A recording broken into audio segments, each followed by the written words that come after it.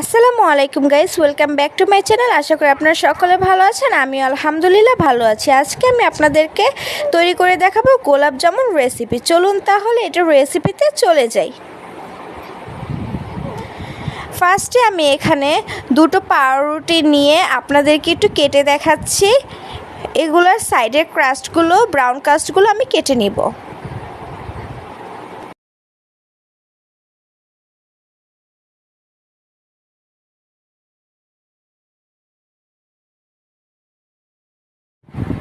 এরকম করে সবগুলো পাউরুটি ক্রাস্ট কেটে নিব।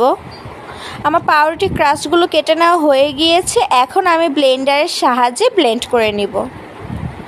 পাউরুটিগুলো ব্লেন্ড করা হয়ে গিয়েছে, দেখতেই পাচ্ছেন। এখন আমি এখানে 1 চামচ পরিমাণে লবণ দিয়ে দিব। লবণ দিয়ে এখানে আমি 1 কাপ পরিমাণে দুধ নিয়েছি।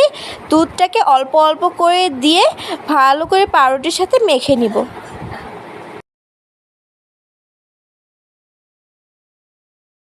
আদা মাখা হয়ে গিয়েছে। এখন আমি বাকি অর্ধেক দুধগুলো পাউরুটিতে দিয়ে ভালো করে স্মুথ করে মেখে নিব। দেখতেই পাচ্ছেন খুব সুন্দর করে মাখানো হয়ে গিয়েছে। এখন আমি হাতে একটু হালকা করে তেল নিয়ে একটু ব্রাশ করে দিয়ে তারপরে আমি গোল গোল বলের মতন তৈরি করে নেব।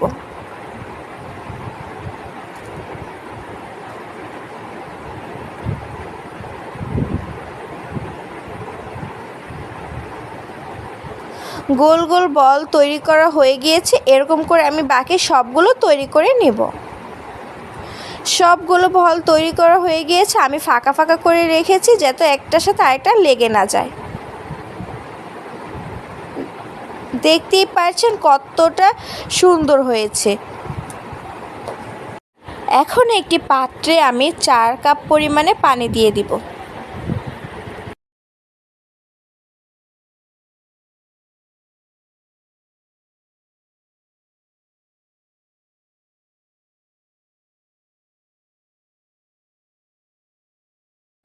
চার কাপ পানি দেওয়ার পর এখানে আমি 1.5 কাপ পরিমাণে চিনি দিয়ে দিব।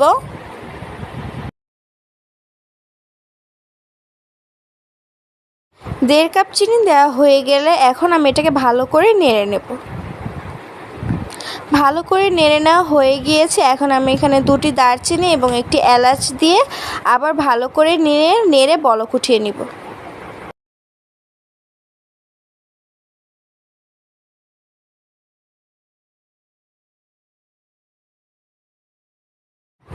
দেখতেই পাচ্ছেন চিনির শিরাটি পুরোপুরিভাবে তৈরি হয়ে গিয়েছে। হাতে আঠালো আঠালো ভাব আসছে। এখন আমি এটি নামিয়ে নিব। আরেকটি পাত্রে তেল দিয়ে দিয়েছি। তেলটি গরম হয়ে গেলে আমি গোলাপ জামুনগুলো দিয়ে ভালো করে লাল লাল করে ভেজে চিনির শিরাতে দিয়ে দিব। গোলাপ জামুন তৈরি হয়ে গিয়েছে। দেখতেই পাচ্ছেন কতটা সুন্দর হয়েছে। ভিডিওর বাকি অংশ করতে পারিনি ক্যামেরার কারণে। আশা করি আমার ভিডিওটি ভালো লাগবে। ভালো লাগলে লাইক, কমেন্ট, শেয়ার এবং সাবস্ক্রাইব করে আমার পাশে থাকুন। থ্যাংক ইউ অ্যান্ড আসসালামু আলাইকুম।